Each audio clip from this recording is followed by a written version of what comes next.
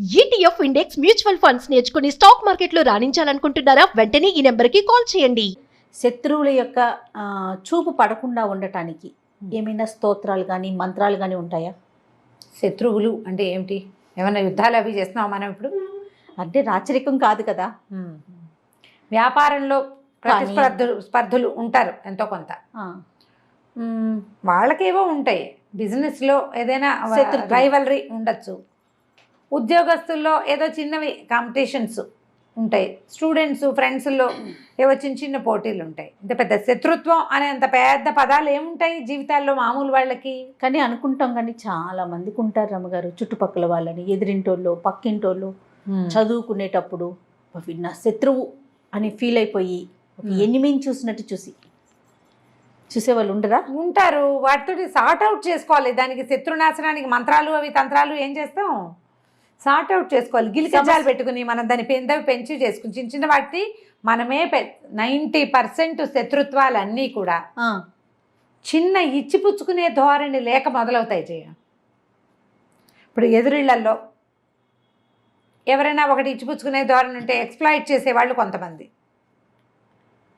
తర్వాత అవతల వాళ్ళలో ఏదైనా లూప్ హోల్ కనపడితే మనం వెతికే ధోరణి, దాన్ని పెంచి పోషించడం, దాన్ని నలుగురికి చెప్పడం, అక్కర్లేని మాటలు మాట్లాడటం, వాళ్ళు ఏదైనా తగాదా పడుతుంటే వెళ్ళి వింటాం, కింద వాళ్ళకో పక్క వాళ్ళకో ఇంకోళ్ళకో చెప్తూ ఉంటాం. మనమే తీరి కూర్చుని తెచ్చుకుంటాం కదా. చిన్న చిన్న గొడవలతో మొదలైతే చివరికి పెద్ద పెద్ద పోలీస్ స్టేషన్ల దాకా వెళ్తారు. మొదటే ఎందుకు సార్టెడ్గా సార్ట్ అవుట్ చేసుకుంటూ ఎందుకుండ్రో అర్థం కాదు. చివరికి శత్రుత్వం మాదే కరెక్ట్, మేమే కరెక్ట్ అనే ఆలోచన ఉంటుంది కదా రమ్మగారు. మేమే కరెక్ట్ కాదు, ఎదుటి వాళ్ళు ఎప్పుడూ తప్పే. అంతే పిచ్చి ధోరణులు అస్సలు తగ్గరు ఆలోచనే రాదు. ఇప్పుడు శత్రుత్వం అనేంత పెద్ద పదం వాడుకోకర్లేదు, కానీ అకారణంగా కొంతమందితోటి శత్రుత్వాలు ఏర్పడతాయి. మన ప్రమేయం లేకుండా ఇవి ఇప్పుడు మనం చేసుకునేవి. మనమే ఫ్రెండ్స్ తోటి చిన్న చిన్న తగాదాలు పడ్డం, మనమే అబద్ధాలు చెప్పడం, వాళ్ళ గురించి వేరే వాళ్ళకి చెడుగా చెప్పేసేయటం, అవన్నీ బయటపడ్డాక మనకు పోట్లాట రావటం శత్రుత్వం. ఫ్రెండ్కి అప్పు ఇవ్వటం, వాడు అప్పు తీర్చుకుంటా ఎగ్గొట్టడం, మనం 2 సార్లు అడగటం, అడగగానే శత్రుత్వం. పిల్లలిద్దరూ కొట్టుకుంటారు, తల్లులు శత్రువులు అయిపోతారు, పిల్లలు కలుసుకుంటారు. ఆఫీసుల్లో ప్రమోషన్ వస్తుంది అనుకుంటే వీళ్ళకి రాకుండా పక్కవాడు ఎవరికో వస్తుంది, అప్పుడు కాస్త దుగ్ధ. ఇద్దరు కలిసి పనిచేస్తారు, క్రెడిట్ ఒకటి తీసుకుంటాడు, అప్పుడు శత్రుత్వం కదా. ఇవన్నీ మనలో ఉన్నటువంటి లోపాలు. వాటిని మనం అధిగమించలేక ఇతరులని శత్రువులను చేసేసుకుని ఆ శత్రుబాధలు పోవడానికి ఏదైనా చేయాలనుకుంటాం. మనం కాదు మారవలసింది, మనం కదా మారాలి.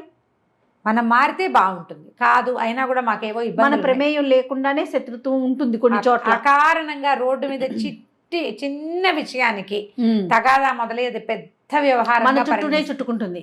ఒక్కొక్కసారి అట్లా అవుతుంది. మనకి జాతకంలో ఏమైనా సమస్యలు ఉన్నప్పుడు తర్వాత ఇంకొకటి జరుగుతుంది రమ్మగారు, మన ఫ్యామిలీ మెంబర్స్ వల్ల మనకి కూడా వాళ్ళు శత్రువులు అయిపోతారు. అక్కడ మనము శత్రుత్వం కాదు, మనకి వాళ్ళకి ఏమి డైరెక్ట్ గా ఏమి ప్రాబ్లం ఉండదు. ఇంట్లో ఎవరో ఏదో చేసిన దాని వల్ల వాళ్ళతో మనకున్న రిలేషన్ దెబ్బతింటదండి. అలా అవుతాయి. అట్లా కేవలం ఫ్యామిలీ ఒకటవటం వలన అదే అలాగూ వస్తాయి.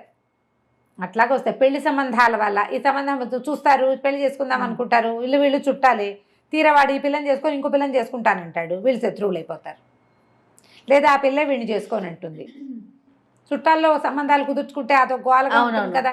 లేకపోతే సంబంధం కుదిర్చిన వాళ్ళు శత్రువు అవుతారు, వీళ్ళు పోట్లాడుకుంటే సంబంధం కుదిర్చిన వాళ్ళు శత్రువులు అయిపోతారు. ఇలాంటివి వస్తాయి జీవితాల్లో. అందరి జీవితాల్లో ఎవరో ఒకళ్ళు ఎక్కడో చోట ఇలాగ తారసపడుతూనే ఉంటారు. ఇవన్నీ మనం సార్ట్ అవుట్ చేసుకోవచ్చు, లెట్ గో చెయ్యొచ్చు. వీటిని సాధ్యమా రమ్మగారు? ఏం చేస్తాను జయ చెప్పు? సాధ్యం కాదు. ఏమిటి చేస్తావు? నీకు సాధ్యం కాకపోయినా రాత్రి అవుతుంది, తెల్లారుతుంది, రోజు గడిచిపోతుంది. వదిలేయటమే అనుకుంటాను నేనైతే. అదే లెట్ గో, వదిలేయటమే. సార్ట్ అవుట్ చేయలేమనుకో, వదిలేయి. అదే లెట్ గో చేయటం. మనం ఎంత ప్రయత్నం చేస్తున్నా ఎదుటి వారి వైపు నుంచి రాకపోతుంది అనుకోండి, ప్రయత్నం చేయటం కరెక్ట్ కాదు కదా. శుద్ధ వేస్ట్, వాళ్ళని వదిలేయటమే. అందుకే లెట్ గో, పో, నీ సావు నువ్వు సావు, నా దారిని నేను పోతా అని మన దారిని మనం ఉండటం. ఎక్కడ ప్రపంచం ఆగదు కదా అనిపిస్తుంది. ఎక్కడ ఆగదు, రాత్రి అవుతుంది, తెల్లారుతుంది, మామూలుగానే అయిపోతుంది. కాకపోతే మనకి తరచుగా ఇట్లా అకారణంగా పెద్దగా మన ప్రమేయం ఎక్కువ లేకుండా, అంటే నీ ప్రమేయం ఉండి పోట్లాట వస్తే కాదు నేను చెప్పేది, మనం పాజిటివ్ థింగ్స్, అత్యద్భుతమైన విషయాలు మనం సొంతం చేసుకునేటప్పుడు కూడా మన తప్పు లేకుండా చేసుకోవాలి. మనదే తప్పు లేకుండా, మన ప్రమేయం లేకుండా, మనం సరిగ్గా ఉండి కూడా మనకి ఇతరులతోటి సమస్యలు వస్తూ ఉంటాయి. సుదర్శన మంత్రాన్ని ఆవాహన చేసి పెట్టుకోవాలి. ఆవాహన చేయాలంటే ఆవాహన పెద్ద మాట వాడుతున్నా అది కాదు. సుదర్శన మంత్రాన్ని అనుసంధానం చేసి పెట్టుకోవాలి, చదువుకోవాలి. సుదర్శనం చాలా కాపాడుతుంది. అది స్వామివారి సుదర్శన చక్రం అంటే చక్రాయుధం. ఓకే. ఈ చక్రాయుధానికి ప్రత్యేకంగా దేవాలయాలు అవి మనకేం కనపడవు. అవునవును. కొన్ని చోట్ల దేవాలయంలో సుదర్శన నరసింహస్వామి, ఒకవైపు సుదర్శనమూర్తి, రెండో వైపు నరసింహమూర్తి ఉన్న ప్రతిమలు కనిపిస్తాయి మనకు అక్కడక్కడ. స్వామివారి దేవస్థానాల్లో సుదర్శన చక్రతాళ్ వారు మనకి లోపల దర్శనమిస్తాడు. సుదర్శన చక్రం ఉంది ఇక్కడ ఈ దేవాలయంలో. బ్రహ్మోత్సవాలప్పుడు చక్రస్నానం చేయిస్తారు. ఆ సుదర్శన చక్రాయుధాన్ని మన ఆ మంత్రాలు, ఆ శ్లోకాలని మంత్రంగా తీసుకోవద్దు, శ్లోకాలని అనుసంధానం చేసి పెట్టుకుంటే మనకి ధైర్యంగా ఉంటుంది. ఆయన మనకి వెన్నుతోడుగా ఉంటాడు.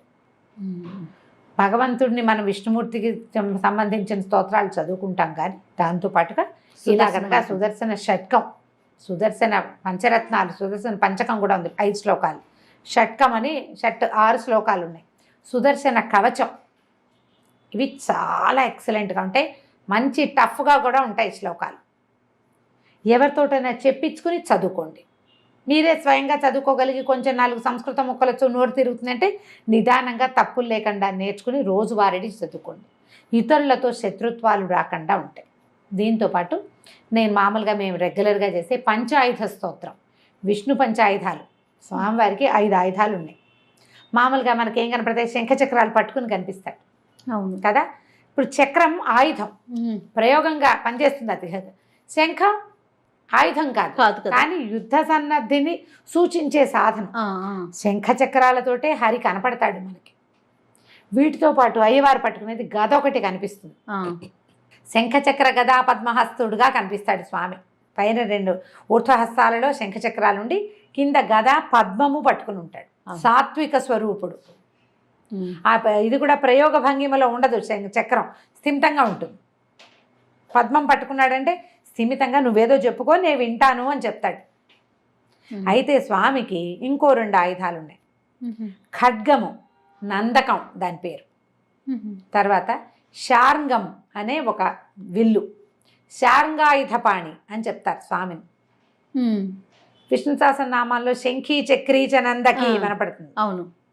వనమాలి గదీశార్ంగి శంఖీ చక్రీ చ నందకి శ్రీమాన్నారాయణు విష్ణుర్వాసుదేవోభిరక్షతు. వాసుదేవుడనే పేరుతోటి ఉన్నటువంటి విష్ణు స్వరూపం నన్ను రక్షించుగాక.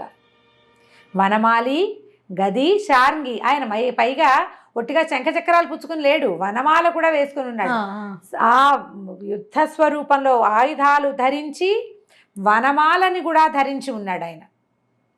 సాత్విక రూపుడు. నువ్వు అడిగితే వింటాడు, ఎవరి మీదకో దూకడు. నువ్వు అడిగితే వింటాడు, నువ్వు అడిగిన చోటికి వెళ్తాడు, నీకు ఎక్కడ కావాలో అక్కడ సవిస్తాడు. ఈ వనమాలని గదని గది శార్ంగి. ఈ శార్ంగం ఏంటంటే ఆయన తాలూకు ధనుస్సు. ఇప్పుడు ధనుస్సు ఉన్నవాడికి అమ్ముల పొది ఉంటుంది కాదు వెనకాల, ఖచ్చితంగా ఒట్టి ధనుస్సు పట్టుకోడు, అమ్ముల పొది కూడా ఉంది. దాని పేరు చెప్పరు, శార్ంగమే ఆయన ఆయుధం. శంఖి చక్రీచ నందకి, ఈ నందకం అనే ఖడ్గం. ఈ నందక ఖడ్గమే అన్నమాచార్యుల వారి అవతారం అని చెప్తారు. ఆ అన్నమాచార్యుల వారి తల్లికి గర్భంలోకి ఆ నందక ఖడ్గం ప్రవేశించిందని చెప్తారు. ఆ ఖడ్గమే ఇలా అన్నమాచార్యుల వారిలాగా జన్మించింది అని. ఈ 5 ఆయుధాలతోటి ఉండేటువంటి పంచాయుధ స్తోత్రం సాత్వికంగా ఉంటుంది. కొంచెం టఫ్, ఎక్కువ టఫ్ కాదు, తేలికగా నేర్చుకోవచ్చు. ప్రయత్నం చేసి పంచాయుధ స్తోత్రాన్ని నిత్య అనుసంధాన శ్లోకాలలో పెట్టుకోండి. ఈ పంచాయుధ స్తోత్రం మనకి ధైర్యాన్ని ఇస్తుంది, బలాన్ని ఇస్తుంది. నిద్రలో మెలకు వచ్చి నిద్ర పట్టకపోతే చదువుకోవచ్చు. పిల్లలు బెదిరినప్పుడు చదువుకోవచ్చు. పిల్లలకి తరచుగా అనారోగ్యాలు వస్తుంటే చదువుకోవచ్చు. దిష్టి తగిలిందనిపించినప్పుడు చదువుకోవచ్చు. అనారోగ్యంగా ఉండి ఆపాటంగా జ్వరాలు అప్పుడు పిల్లలు ఏడ్చేసి గోల పెట్టేస్తూ ఉంటారు. అలాంటప్పుడు ఏమైనా పడి చిన్న పొన్న దెబ్బలు తగిలించుకున్నప్పుడు, యాక్సిడెంట్ అప్పుడు, ఎక్కడైనా చిక్కుపడిపోయినప్పుడు, చిక్కడిపోయి మనం ఎటెళ్లాలో తెలియని స్థితి, ఈ అన్ని పరిస్థితుల నుంచి ఈ పంచాయతీ స్తోత్రం మనల్ని రక్షిస్తుంది. నమ్మికతోటి దృఢత్వంతో చదువుకోవాలి దాన్ని. ఉపదేశం అవసరం లేదు. ఎవరైనా గురువు ఉపదేశిస్తే ఉపదేశంగా తీసుకుంటే ఇంకా ఫలితం లభిస్తుంది. నిత్యధారణ ఉన్నవాళ్ళు ఎవరైనా మనకు ఉపదేశిస్తే అద్భుతమైన ఫలితం లభిస్తుంది. నాకు నిత్యధారణే ఉంది, నేను రోజు చదువుతాను. దాదాపుగా నాకు 10-12 సంవత్సరాల వయసు వచ్చినప్పటి నుంచి రోజువారీ చదువుకునే అలవాటు ఉంది. మా ఇంట్లో అందరికీ ఉంది. మా నాన్నగారు చదివేవారు, నాయనమ్మ చదివేది. మా ఇంట్లో ఇప్పుడు నేను ఈ చెప్పినవన్నీ చేస్తాం. అట్లా తెలియదు. చంటి పిల్లలు ఏడుస్తుంటారు క్రాంకీగా, ఎందుకు ఏడుస్తాడో తెలియదు. అప్పుడు కూడా మేము 5 సార్లు పంచాయతీ స్తోత్రాన్ని 5 టైమ్స్ చదవడం పద్ధతి. ఇది అలవర్చుకుంటే శత్రు బాధలు అని మనం ఏవిగా భావిస్తున్నామో, మనకి దిష్టి తగులుతోంది తరచుగా, ఇతరులు అకారణంగా మన మీద పోట్లాటకు వస్తున్నారు, అకారణంగా పాయింట్ హైలైటెడ్, గుర్తుపెట్టుకోండి. నువ్వే దూకితే కాదు, నిన్ను రక్షించదు. ఇది ఈ పాజిటివ్ ఎనర్జీ నీకు వెన్ను తోడు, ఎప్పుడు నీకు తోడు అవసరమైతే, నువ్వే కాట్ల కుక్కలాగా పడితే మాత్రం కాదు. యుద్ధకాంక్ష నీకుంటే కాదు. నేను యుద్ధాన్ని కాంక్షిస్తున్నా, మీరు నాకు సహాయంగా రమ్మంటే భగవంతుడు రాడు. యుద్ధంలో ధర్మం ఉండాలి, అప్పుడు వస్తాడు. అధర్మ యుద్ధానికి ఏ పాజిటివ్ ఎనర్జీ మన వెనకాల నుంచోదు. అవునండి. పాజిటివ్ ఎనర్జీ ఎప్పుడు కూడా సరైన దాని వెనకాల నిలబడుతుంది. అప్పుడు ప్రకృతి కూడా అనుకూలిస్తుంది మనకి. ఈ ధోరణితోటి పనిచేయండి. మీ ముందు మీ దగ్గర కయ్యానికి కాలు దువ్వే ధోరణి ఉంటే దాన్ని తగ్గించుకోండి. ఈ స్తోత్రం చాలా సహాయం చేస్తుంది. ఇది చదువుకోవచ్చు. సుదర్శన ఆయుధానికి సంబంధించినటువంటి సుదర్శన షట్కము, పంచకము, తర్వాత సుదర్శన కవచము, సుదర్శన మంత్రము, సుదర్శన మాలా మంత్రము అని కూడా ఉంది. స్తోత్రనిధి అని ఒక యాప్ ఉంది, మనకి ఆండ్రాయిడ్ ఫోన్ ఉంటే కనపడతాయి. స్తోత్రనిధిలో మనకి ఇవి కనిపిస్తాయి. దాదాపుగా తప్పులు పెద్దగా ఉండవు. స్తోత్రనిధిలో బాగానే ఉంది. ఓకే, కొన్నిటికి నేను చూస్తుంటా, ప్రయత్నం చేసి చూడండి. ఇవన్నీ మనకి ఆన్లైన్ కూడా పాడినవి దొరుకుతాయి. అలా సంగీతంగా పాడకపోయినా స్తోత్రంగా చదువుకోండి, ఉపయోగపడుతుంది. ప్రయత్నం చేసి చూడండి. నమస్తే. నమస్తే జయ.